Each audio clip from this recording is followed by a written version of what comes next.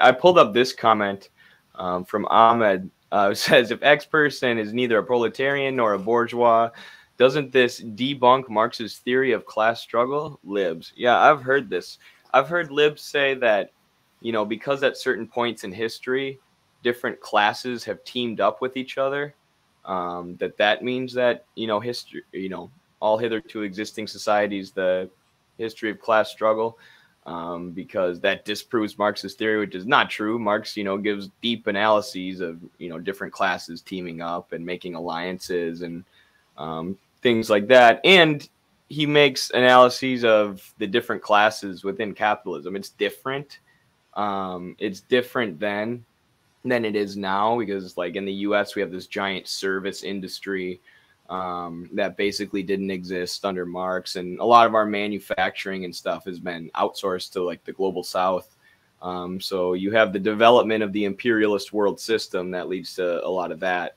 That obviously happens after Marx, but he still looks at, the lumpen proletariat, the petty bourgeoisie. He recognizes there are other classes. Like if you look in CPUSA's manual from 1935, which I think is a really, really good text for American communists to read. That's when the CPUSA was really rocking. I mean, they were just taking their cues from the USSR, but still, it's still a good book. They have a section where it's just like, who can be the allies of the proletariat? And they just list certain classes like the lumpen proletariat, the petty bourgeoisie, so long as they do this and stand by these principles. It's an extremely practical manual. It's made to answer all the practical questions of organizing that you might have, that socialists might have. But yeah, there's definitely nothing in Marx that says there's only two classes in capitalism. There's the manifesto talks about the proletarianization and the cleavage into two great classes. So people take that as, Marx saying there's going to be only two classes, but in his more complex writings, he breaks that down. Right. And just 2 years after writing the manifesto, he would write the 18th Brumaire, and he's analyzing like 7 different classes in France. And he's going in depth, thinking about class itself as not just the relations that groups have to the relations of production, but he also introduces this very interesting passage where he says that class is also a way of distinguishing a group's culture from another, and the group's beliefs and ideas, and so it's a lot more complex than the sort of spark note definition that is often taught in school makes you think. I remember I had a sociology teacher in undergrad. Oh God, this is one of those things where every time I think about it, it makes me wish I could go back in time and just shut her up, because she was like, X or Y thinker is better than Marx because they see that there's these many classes, whereas Marx only saw these two. And I was just getting started, so I couldn't, I didn't have any other weapons to counterattack. But it's so prevalent in academia, and it's so infuriating. But I would say that again, a category developed by Mao. It was already in Lenin, but it was concretized and made explicit by Mao. It's the category of antagonistic contradictions, right? Contradictions themselves are universal. They're never going away. They exist in nature, in society, and in thinking. Now, antagonistic contradictions are not necessarily universal. They can arise. Regular contradictions can turn antagonistic under different circumstances. And, even the proletariat and the bourgeoisie in the beginning of the development of capitalism, they were not in an antagonistic contradiction to each other. Capitalism would have to, as a totality, develop, and that development would make explicit the antagonism that existed between the proletariat and the bourgeoisie. So what determines the antagonistic character of a contradiction is not just directly the relationship of the two groups, the two classes to each other, but also the context in which that relationship is examined. So in the U.S., I don't know if you can make an argument to the PMC being antagonistic at the moment to the working class. I was actually in a conversation with a one of our researchers and close friends. I was in a conversation with him about this a few days ago. Like, to what extent, if we consider it to be true that the left is dominated primarily by a class position that's PMC, and that this class positions develops a culture that comes from the iron triangle of academia, the media, and NGOs, which is just basically anathema to working people. It makes working people go into these organizations and feel like they're in HR meetings.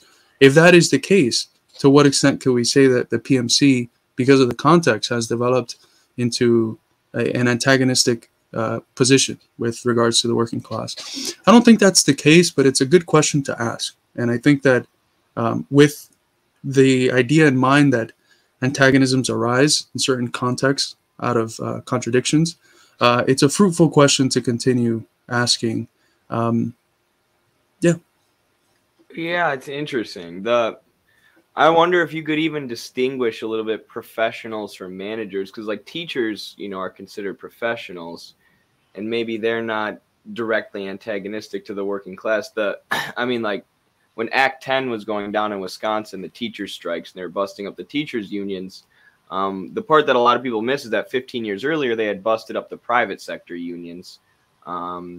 So then 15 years later, they came after the public sector unions and were able to turn the private sector workers against the teachers, the professionals, by saying, they're the reason that your wages and benefits are down. It's because the teachers are, you have to pay too much in taxes for these teachers. And then cut the teacher's salary, busted their unions, and gave billions of dollars to this corporation, Foxconn.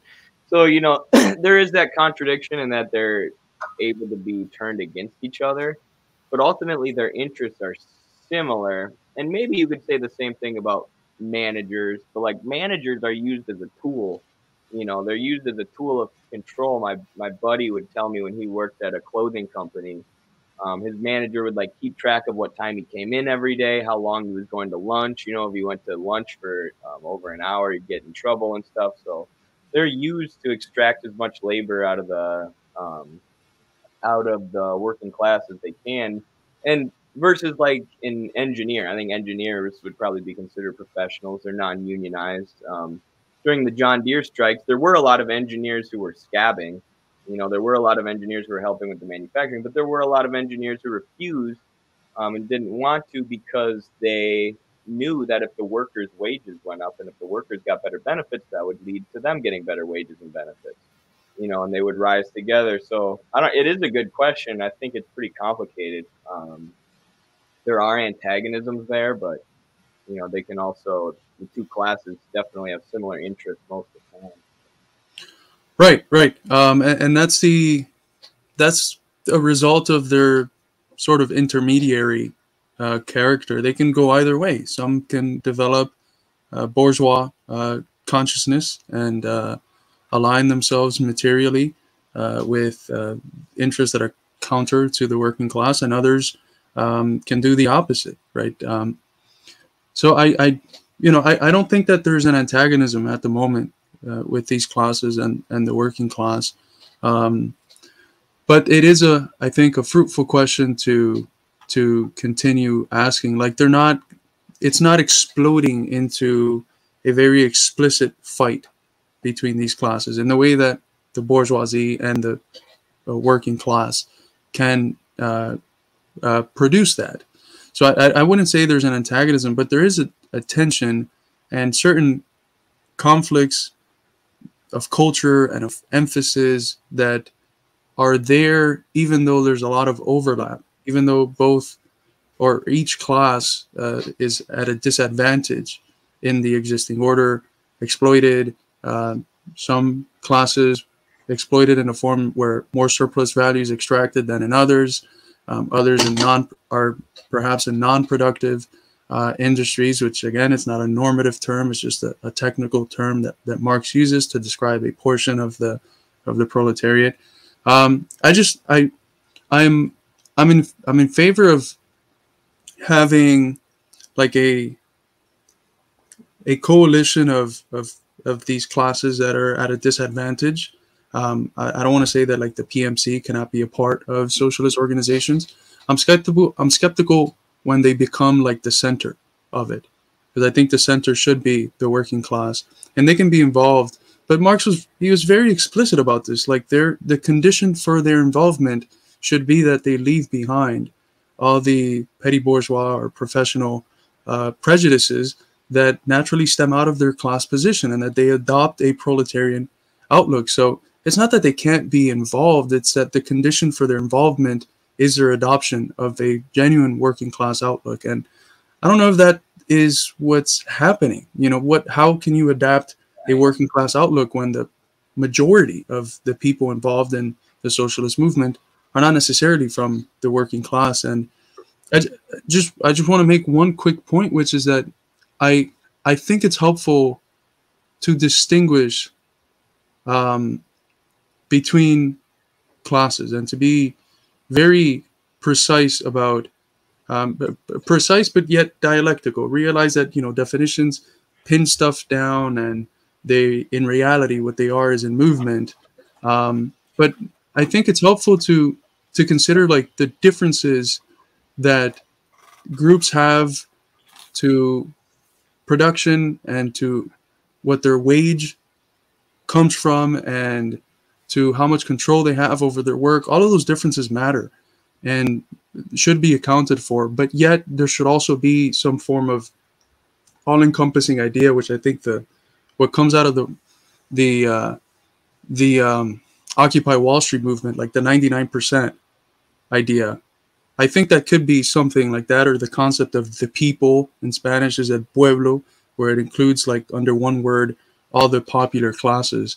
I don't know. I don't know what route might be the best. Perhaps they could both come in at different moments. Yeah, I think you make some good points there. Like, I think for sure we can agree that the left is overly dominated by petty bourgeois ideology and professionals. Like, I remember a year or two ago, our buddy went to a DSA meeting and there were like health insurance executives there. And, like we said, there can be collaboration between professionals, but they weren't leaving their petty bourgeois ideology behind. They were arguing against Medicare for all in the meeting. They were saying, isn't there room for some private insurance? So it's like, and that's where it becomes harder for a lot of people in these professional jobs. Like, say, if you work in the insurance industry, to actually side with the proletarian side with socialism, when you might be arguing for your own class position to be taken away, because insurance shouldn't even exist. And then, I mean, I think on the point about managers not being, or I mean, the PMC not being an antagonistic contradiction, like, they don't extract surplus value. They're used as like a nightclub to beat the working class into submission, keep them in line and administrate, and a lot of times because of that, that means working people direct their anger at their managers. They don't like their managers because that's who they see every day. That's who's checking up on them to make sure they're at work on time and not taking too long of a lunch break and doling out punishments. When, and that's fine if you can be angry at your managers and understand how that's exploitation and how that sucks. But, like, you can't organize and attack your managers. They're just doing their job. You have to, go to the top. You have to attack the capitalist who's using those managers. But a lot of people don't see that because, like I said, their main interaction at the workplace is the managerial staff. I remember that at the nursing home I worked at, the managers didn't do anything. They would sit around and drink soda all day and scroll through Facebook, and then make the nurses and workers come in if it was like, even if we had like 20 inches of snow the night before, and they'd be like, well, you should have come the night before and slept over here at the nursing home for free. They wouldn't even pay the nurses to do that. They would just demand that they stay the night before if there was going to be bad weather. So a lot of people hated the managers, and I guess that was a nonprofit, but you got to look at, the capitalist who's extracting surplus value, who's using that managerial staff to extract surplus value, and then using that surplus value to pay for the managerial staff, because it's worth it, because they lead to the extraction of more labor. So, I mean, materially, it's not an antagonistic contradiction, in my opinion, because of that, because they're not actually extracting surplus value. there's nothing that's going to happen if you organize against your manager. You know, you should try and get your manager on your side and point him towards the boss. Right, and it wasn't always like this. I think I might be wrong, but it might be with Taft-Hartley, where managers are prevented from unionizing with workers, which effectively puts their interest exponentially more with the bosses. But they're called under the broad term of middle class for a reason, because they have a bit of both, and in that limbo, they can potentially go either way. But we had a question here. Someone asked, let me see if I find it, what the PMC was. And I wanted to, yeah, who do you classify as PMC? It might be this one. Oh, I have a lot to say about that one. Can we touch on that one? Yeah. Let me leave it up then. I mean, do you have something to say? I pulled up a quote because the concept comes from these two people they're theorists from the New Left movement, but they're writing in 1978, Barbara and John Ehrenreich. And they're the ones that developed the concept of the professional managerial class. And they define it in the following manner. They say, we define the professional managerial class as consisting of salaried mental workers who do not own the means of production and whose major function in the social division of labor may be described broadly as the reproduction of capitalist culture and capitalist class relations.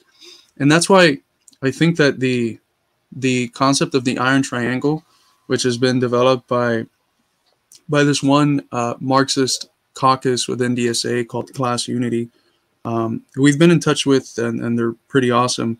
The iron triangle refers to the three major institutions where the PMC is embedded in, which is the academy, the media, and NGOs. And these institutions develop a certain culture and a certain outlook, a certain way of proceeding, organizing, and just very small things that are, tied to the culture of the PMC, which isn't necessarily too comforting for a big chunk of the working class. For parts of the working class that like went to college and experienced that atmosphere, it's fine for them. But I do think this is something that we have to look at, because never before has it been the case that a non-productive class has been the heart of a socialist movement. And that seems to be the case since, they're arguing since the late 70s has been the case, that the PMC is the heart of what socialist organizations are. In China and in Russia and in Cuba, where it wasn't necessarily the proletarian class at the forefront, where it was a peasantry that was also either at the forefront or extremely influential alongside the proletariat, you're still talking about a productive class, right? A class that's leading to the creation of surplus value in a different form than in commodity production, but that's still being exploited. I don't know if that's the case with the PMC. It's a very unique position that we're in. Yeah, I'm glad I let you go first with that, because I wanted to just respond to the specific. I have something to say about nurses, but that was a good explanation you gave of what the PMC class is in general, and giving a definition of it, which you don't get a lot.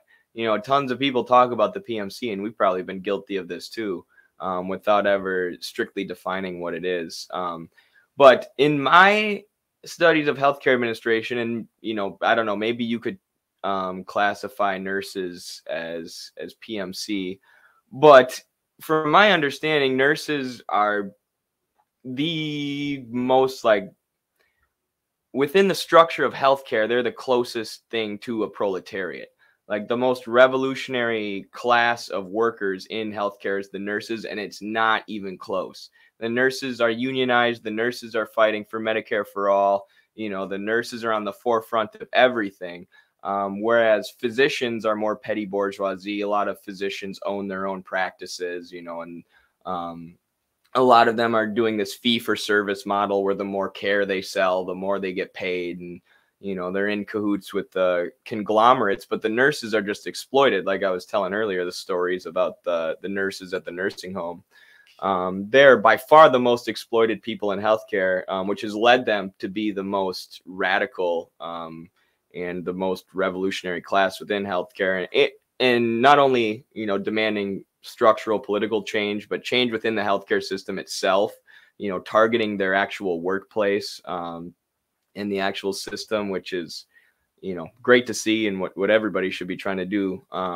So that's my opinion on nurses after looking at healthcare for the last year and a half. Like, organize the nurses. It's worth it.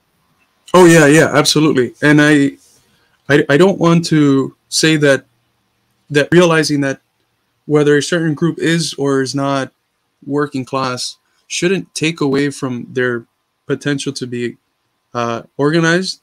It doesn't mean that they're not at a disadvantage in the existing order. It doesn't mean that they're not exploited. I think that with the case of nurses, the classification that I would give, and again, all of these things are fluid because in one moment they could do one thing, and then when they do another thing, suddenly the labor becomes, it goes from being unproductive to productive. But I think that in general, the category of unproductive proletarian, which again is not unproductive in the sense of they're just sitting around and doing nothing, but in the sense that the stuff that they're engaging with is primarily put to service with their labor instead of added a surplus. There's no surplus added. There's service, and that service is fundamental in order for the surplus to be realized. And Marx considered that these unproductive workers are being exploited.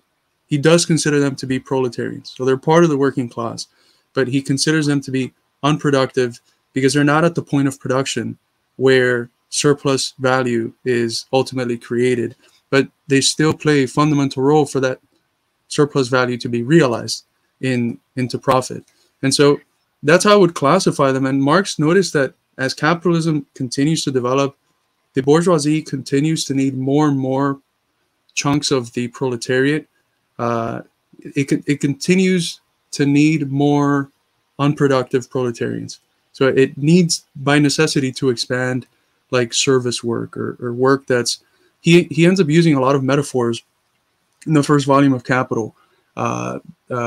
Metaphors and a lot of examples to like ancient Rome and previous non-capitalist class societies, where they required this class of laborers that was just there in order to help the ruling class realize their leisures and to realize their desires.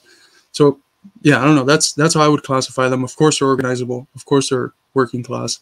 But I would just say that in general, I think what comes to mind when I think of a nurse is service, and that would make it unproductive proletarians.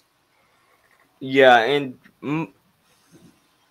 I mean, with the nurse, it's a little different because, like you said, they're performing a service. But Marx also gets a little, like, he's not super clear. I don't think he ever comes to a super definitive answer on what a productive labor is, especially when he's talking about the transport industry. It's almost like sometimes he'll contradict himself within the same sentence. And obviously, like, we should organize truckers, and you know, they're vital to the sphere of circulation, which is necessary for the circulation of capital overall. So it's like, you know, we should organize them for sure. Same with like service workers now too. Like, you know, there's so many arguments about like baristas and Starbucks baristas and people poo-pooing their organizing efforts. It's like, you know, they're part of the circulation process in modern consumerist America. Like, they're worth organizing. They are working Agents class, of circulation. That's right. Yeah, agents of circulation is the word he uses. When he's talking about transport workers and the development of rail and how transport develops and circulation develops, which is a huge part of the development of capitalism as a system, is the development of trade and the means of trade. So it's worth organizing those workers for sure. I mean, we do, like, people also say, who cares? It's unimportant who's a productive worker and who's not. Like, it does matter, you know, because we should be looking to organize workers at the core of the economy.